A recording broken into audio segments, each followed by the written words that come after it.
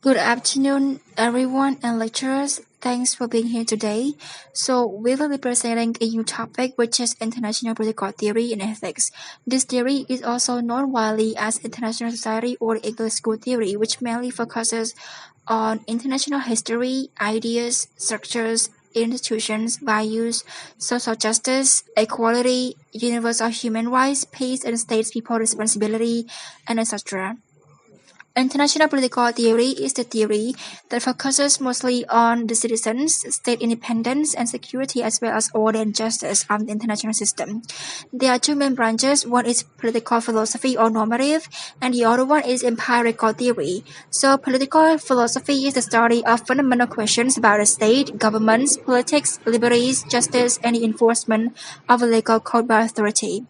It is ethics applied to a group of people and discusses how a society should be set up and how one should act within a society. And the other is empirical theory, which focuses on explaining what is through observation. In this approach, scholars seek to generate a hypothesis, which is a proposed explanation for some phenomena that can be tested empirically. Furthermore, international ethics is an area of international relation theory that concerns the extent and scope of ethical obligations between states in an era of globalization. There are also three ethic categories, including meta-ethics, the study of moral judgment; normative ethics, the study of what makes the judgment right and wrong; the applied ethics, that analyze the conduct in particular circumstances in international relations. On the whole, international political theory and international ethics are two different subtopics, yet they are both interconnected, since in the realm of international relations, they are the dominating factors that catalyze the state action and behavior in their decision-making process versus the interaction with other states. Therefore, out of all of the scholars that had contributed to the foundation of international political theory or ethics, Charlie Bees is one of the potential scholars that had demonstrated a clear outline toward this main focus of international political theory or ethics through his justification of justice in retrospect to the political norm or rules that had been set. So, who is Charlie Bees and what are his key assumptions? Let's get to know him better, shall we?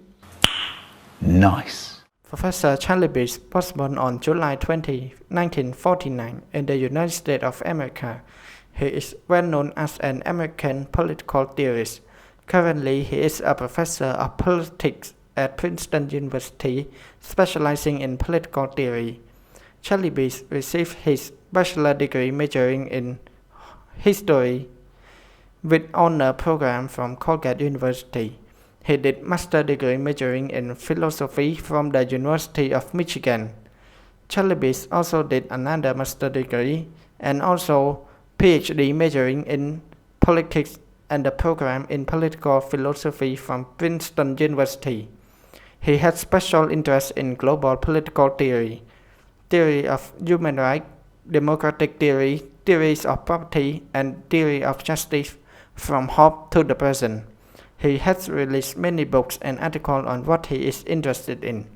His major achievements are his writing of Justice and International Relations, which is published in 1975, Political Theory and International Relations, which is published in 1979, and Non-Intervention and Communal Integrity, which is published in 1980. Thus, he is one of the accomplished professionals that demonstrate his main core of study in political theory. Now let's move on to key assumptions of scholar. According to Charles Bees, the concept of liberty are sometimes divided into negative and positive variety. To elaborate this concept, let's take a look at 5 basic moral principles of Charles Bees. Number 1 is self-determination. It is the right of people to settle their affairs without the interventions of foreign power. And this concept of self-determination imposes a requirement that the other state, especially the colonial or the dominant power, stop exercising control over a sovereign state. And this principle counted as a positive aspect of concept of liberty because it claims that the state that was under foreign control have the right to independent statehood. And it was totally different from non-interventions, which counted as negative aspect of the concept. So here we have number 2 is the non-interventions. According to Charbit, in international law, the principle of non-intervention includes the prohibitions of threat or use of force against the territorial integrity or political independence of any state. The principle of non-intervention in internal affairs of state also signifies that a state should not otherwise intervene in a dictatorial way in the internal affairs of other states. The principle here is the negative one because it protects the right of a state already recognized as independent to choose a political, economic, or social and cultural system without interference in any form by another state. Number 3, we have the sanctuary of treaty commitments. It is a general idea that once parties duly enter into a contract, they must honor their obligations under that contract. And number 4, we have the right of self-defense. The right of self-defense is the right of a person to use reasonable force or self-defense to protect personal life. Number 5, we have the limit of the directions of force in armed conflict. In any armed conflict, the right of the party to involve to choose the method or means of a warfare is not unlimited. For example, the international human law limits how weapon and military tactics may be used. Weapons and tactics that are of a nature to cause unnecessary suffering or superfluous injury are prohibited. Next, we'll move on to the first case study of self-determination. So, on the list of Charbit's main assumptions, he always brought up the core principle of international political theory of self-determination. To reinforce on the international view, once a territory is able to acquire all of the qualities of the statehood, that domain will be considered as a state. But yet, if it is under the colony of other colonial power, the state can practice this theory of self-determination in which that group of people, usually they possessing a certain degree of national consciousness, will demand for this statehood and sovereignty. So, within this first case study, for instance, Taiwan had been seeking for their state sovereignty from the People's Republic of China. In various senses, Taiwan is still a colony of China due to the historical evidences that supports the linkage between these two geographies. Despite the effort of Taiwan trying to break away from mainland China, China is able to issue Taiwan as the autonomous state of Beijing through the concept of one country, two systems. Nevertheless, even if Taiwan is not able to receive the statehood based on China's perception and the uncommon recognition internationally, Taiwan had been possessing the self-determination concept of establishing their own democratic government and their own sovereignty that had been recognized by the international law. In retrospect to this, in the view of Charles Best, it is seen as a positive aspect which is granted this autonomous state an opportunity to step up to the mainland China towards their future independent statehood. Hence why, with the collective rights of citizens in Taiwan fighting for the sovereignty of this statehood, it also yields many positive impacts of social welfare towards the people of Taiwan. Hey yo, I know you are waiting for my turn, man. Alright, it's the time for me to bring you the second case study of non-interference. Oh my god! Wow! ASEAN was formed in 1977 by the 5 founding fathers who designed ASEAN Declaration and better known as the Bangkok Declaration. And since that time, ASEAN has faced many challenges to regional peace, stability, and prosperity. And in response, ASEAN has created and implemented a principle to shape state behavior. And the principle include the peaceful settlement of the dispute, the renunciation of the use of force, non-interference, and consensus-based decision-making.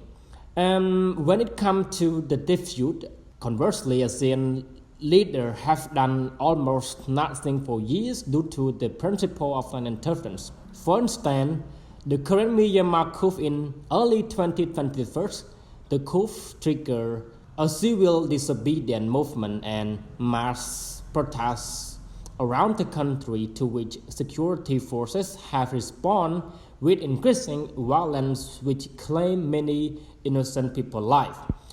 ASEAN leaders do concern about this event, but they cannot deal with anything due to the basic principle.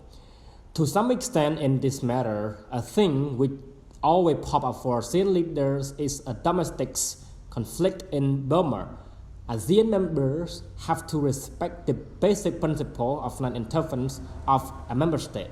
And this is our group analysis. Regarding the international political theory, the non-intervention method is one of the theories that is implemented in order to refrain other countries from intervening in other state internal dispute. Since it enforces the sovereignty of state in decision making based on their interest. Thus, when the military junta took over Myanmar in early 2021, all of the Southeast Asian countries had abided by the ASEAN Charter of Non-Intervention policy when Myanmar further announced the state of emergencies. And as of this, with the international political theory, it is seen as a proper mechanism for Southeast Asian states and other international states to not interfere with the Myanmar sovereignty in reforming the political scene. However, if based on a childish base, this international political theories of non-intervention is seen as immoral, because through which most of Burma's life are held at risk when other states are not intervening and the military junta are violating the power in oppressing civilians to accept the reform. Thus, the policy of non-intervention is unethical when many lives are being threatened and many states overlook this humanitarian crisis.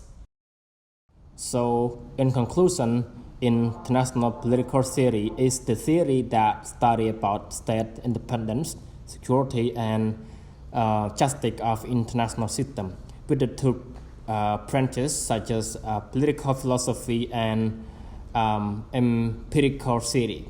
On the other hand, international ethics theory is the theory that concerns the extent and scope of ethical application between states in an area of application with the three categories such as meta-ethics, normative ethics, and applied ethics. And we also introduced the background of a scholar with his 5 basic key assumptions, such as self-determination, non-interference, the sanctity of treaty commitment, the right of self-defense, and the limit to the direction of a force in conflict. And we also brought you the 2 wonderful case studies such as self-determination of Taiwan and ASEAN basic principle of non-interference.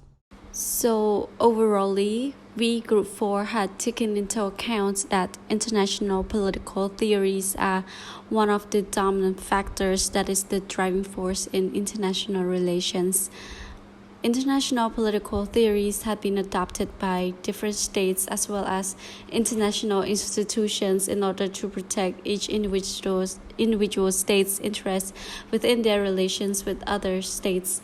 However, even if political theories are in place as a guidance to assist states in navigating their path within this new modern era, however, there is also the cost of which the international ethic also comes into play, and it revolves around the scope of moral and justice of states' obligation in this era. And this connotes that sometimes certain political theories are just and ethically right, yet there are also some political theories that are negative and seen as morally wrong. So nonetheless, it also demonstrates that political theories always coincide with international ethics, of which ethics is the platform that enables childbirths, other scholars, and even us to evaluate to what extent is that theory morally just or wrong. And even so, interpretations and evaluations always varies due to each individual's perceptions and understanding of that. And that is it for our presentation. Nevertheless, we would like to thank everyone for your attentive attention for our presentation, and I hope you learn a lot through this. And if you have any questions, please do ask. Thank you.